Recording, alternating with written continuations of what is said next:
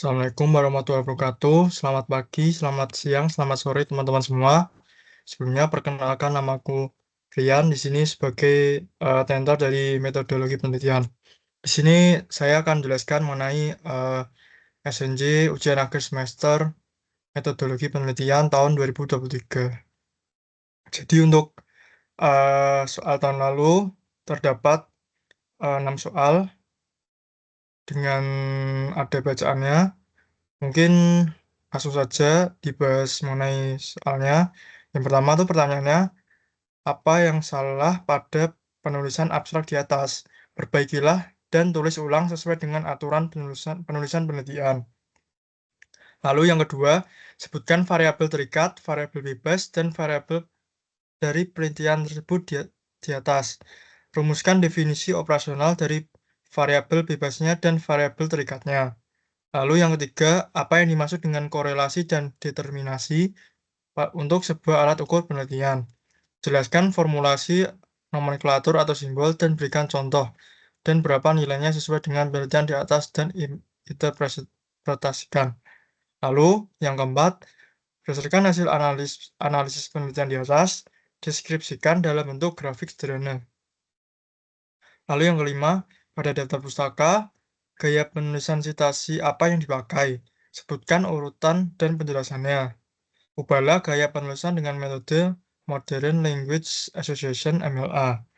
Lalu yang terakhir, nomor 6, buatlah dan jelaskan struktur isi dengan masing-masing bab atau subbab dari sebuah laporan penelitian, jika abstraknya di atas. Oke, jadi untuk abstraknya kurang lebih seperti ini. Jadi limpasan permukaan runoff merupakan salah satu penyebab terjadinya banjir dan erosi di Indonesia. Salah satu das yang mempunyai peran penting di Provinsi Banten adalah Das Cidanau. Das Cidanau memiliki curah hujan rata-rata yang cukup tinggi, sehingga memiliki potensi runoff yang tinggi. Zero Runoff System (ZROS) merupakan upaya konservasi air dengan cara meresapkan runoff ke dalam tanah menggunakan bangunan peresap. Parameter keberhasilan ZROS dalam mengurangi runoff berupa perbedaan kadar air tanah sebelum dan sesudah penerapan ZROS. Estimasi kadar air tanah dilakukan menggunakan model kesetimbangan air dengan dan tanpa runoff, setelah itu dibandingkan dengan data kadar air setelah hasil pengukuran. Penelitian ini dilakukan pada bulan November sampai Mei 2014. Pada penelitian ini lahan yang digunakan berupa kebun 8.472 meter, lorak dibangun sebanyak 12 buah dan diletakkan di sepanjang jalur limpasan permukaan. Hasil simulasi kadar air tanah di lokasi penelitian sebelum dan sesudah penerapan ZROS berturut-turut sebesar 0,476 dan 0,569 meter kubik per kubik. Simulasi juga dilakukan selama 10 tahun terakhir dan menghasilkan kadar air tanah yang lebih tinggi apabila ZROS diterapkan. Hasil tersebut mengindikasikan bahwa ZROS mampu mengurangi dan meresapkan runoff ke dalam tanah sehingga menaikkan kadar air tanah. Model kesetimbangan air dengan dan tanpa runoff ini mempunyai nilai tingkat kepercayaan air water yang cukup tinggi, yaitu sebesar 0,606, sehingga kinerja simulasi relatif valid dalam mensimulasikan perubahan kadar air tanah sebelum dan sesudah diterapkan ZROS. Nah, yang salah dari abstrak ini adalah menurutku yang pertama, penulisan kata asingnya. Jadi pada abstrak ini terdapat beberapa istilah asing yang seperti runoff, lalu zero runoff system. Nah, itu penulisannya masih salah karena tidak dicetak miring atau italik. Seharusnya ditulis dengan runoff dengan cetak miring dan juga atau zero runoff system dengan cetak miring. Nah, lalu yang kedua, kalimat hanya menuliskan singkatan tanpa kalimat aslinya. Nah, pada baris kedua ini terdapat salah satu das. Das ini seharusnya ditulis terlebih dahulu kepanjangannya, yaitu daerah aliran sungai. Nah, tapi di abstrak yang ditulis pada soal hanya dituliskan singkatan saja das. Jadi itu kurang tepat dan harusnya ditulis daerah aliran sungai dalam kurung das. Lalu yang ketiga, abstrak menggunakan daftar referensi. Nah, jadi untuk abstrak ini seharusnya tidak pakai daftar referensi. Daftar referensi itu yang mana yang dalam kurung ini. Jadi sitasi. Jadi abstrak itu harusnya tidak ada sitasinya seperti Taufik 2019. Lalu ada juga nih di baris ke-6 yaitu Wira Sembada, Setiawan, dan Sabtomo 2017. Ini harusnya tidak ada. Jadi yang ini dan juga ini harusnya tidak ada di daftar referensi yang Wira Sembada, Setiawan, dan Sabtomo ini.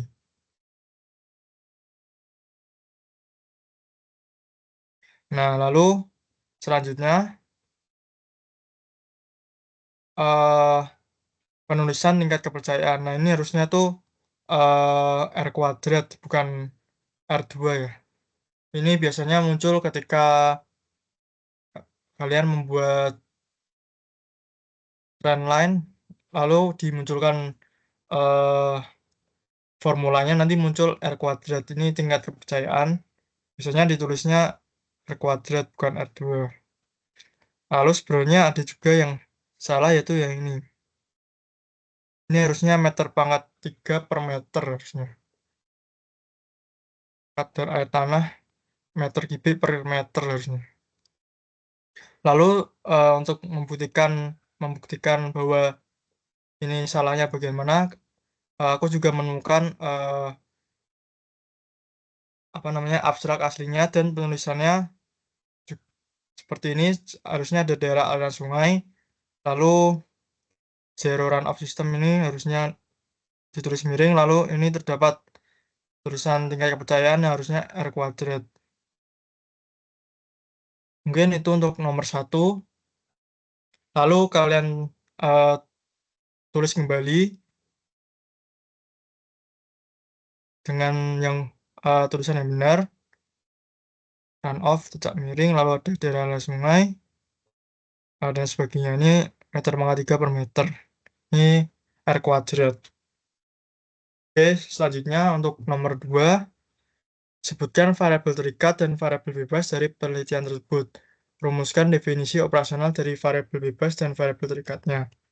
Jadi jawabannya untuk variabel terikat adalah variabel yang dipengaruhi oleh variabel bebas. Dan pada abstrak ini variabel bebasnya adalah variabel terikatnya adalah kadar air pada tanah. Jadi variabel terikat ini seperti yang diamati. Mungkin jika pada di waktu SMA itu ada kacang hijau yang eh, dipengaruhi oleh cahaya dan lain-lain, terikatnya itu pada pertumbuhan dari kacang hijaunya.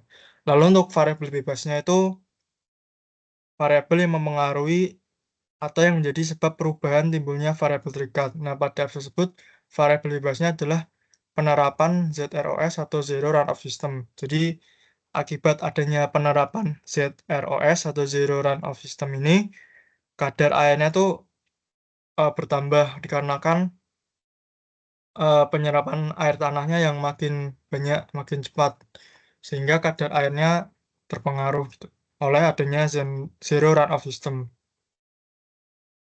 Kurang lebih nomor 2 jawabannya seperti itu. Lalu yang nomor 3, apa yang dimaksud dengan korelasi dan determinasi untuk sebuah alat ukur penelitian? Jelaskan formulasi, nomenklatur, dan simbol. Dan simbol, berikan contoh dan berapa nilainya. Nah, jadi untuk korelasi, jadi ada hubungan linear antara dua variabel.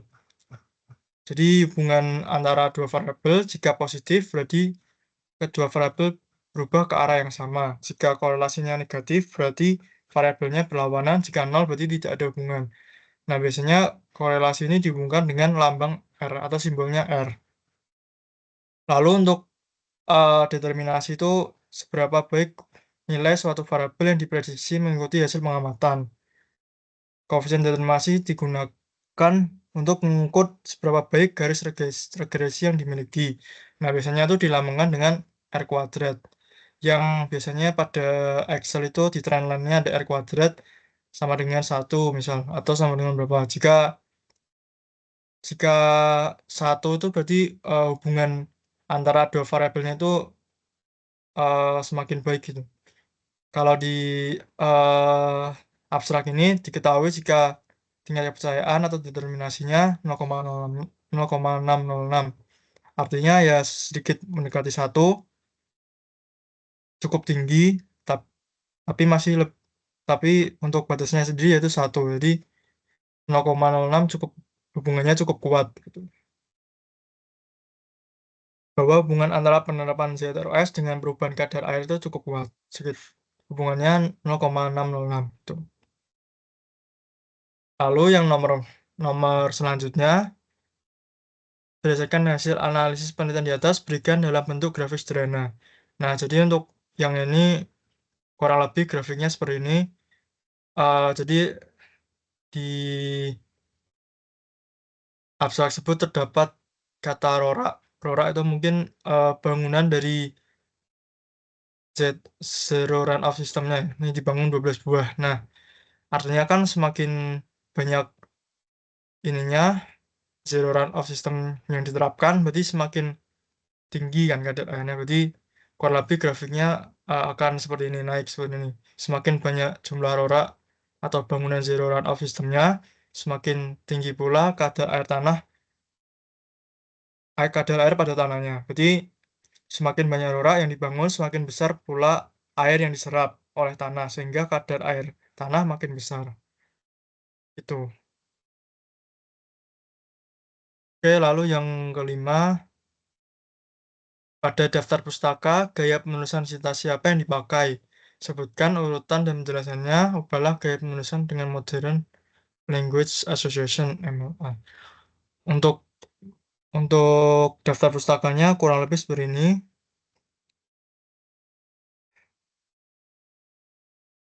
Oke, kalau daftar pustaka yang biasanya dipakai atau yang umumnya tuh yang American Psychological Association. Nah, itu biasanya dikurung gini sih. Ini cirinya apa? Jadi untuk yang soal ini yang dipakai adalah American Psychological Association atau apa. Ini sumbernya dari materi pertemuan kelima. Bisa dicek sendiri di sini mengenai citasinya. Nah, ini di sini ada ketentuan citasi, ada Harvard Style, ada Vancouver, ada apa, ada MLA, dan lain-lainnya. Nah, tapi untuk di sini tuh kadang mungkin ada yang belum pas gitu. Aku biasanya mengeceknya pakai Mendeley, mungkin bisa cek pakai Mendeley.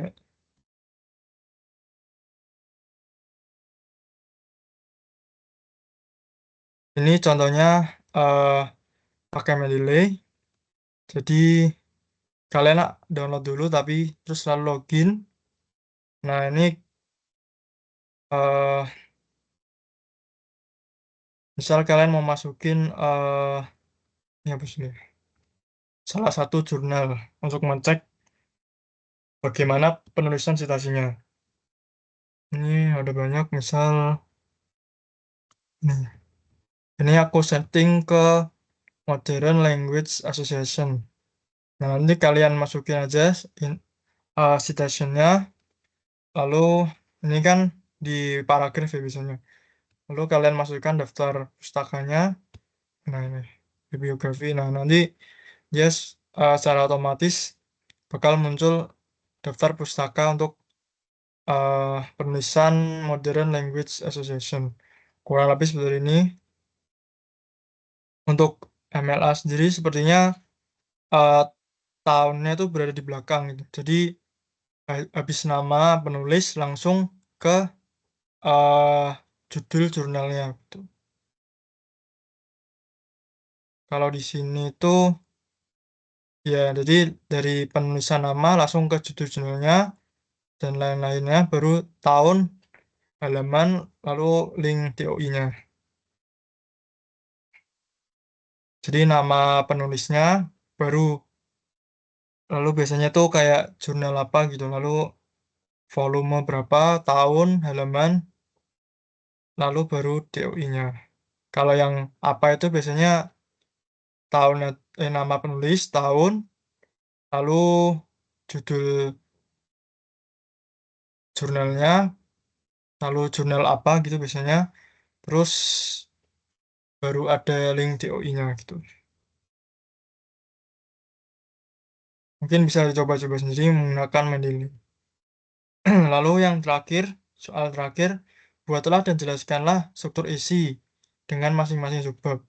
Jika laporan penelitian sudah jelas, ya untuk isi penelitian ya biasanya mungkin standar seperti pendahuluan, babnya pendahuluan, tinjauan pustaka, metode penelitian, analisis dan pembahasan, kesimpulan, yang terakhir daftar pustaka. Ya seperti susunan pada umumnya, kayak pendahuluan ada latar belakang, ada tujuan, ada rumusan masalah.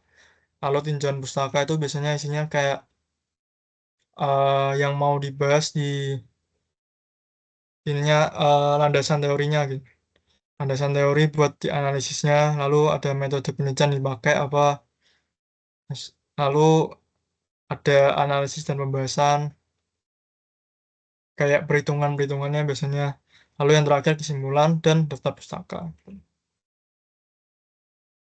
Kalau di sini,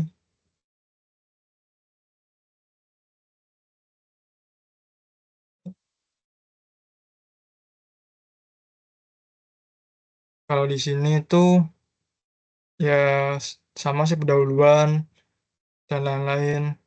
Ini teori-teorinya, hasil dan pembahasan,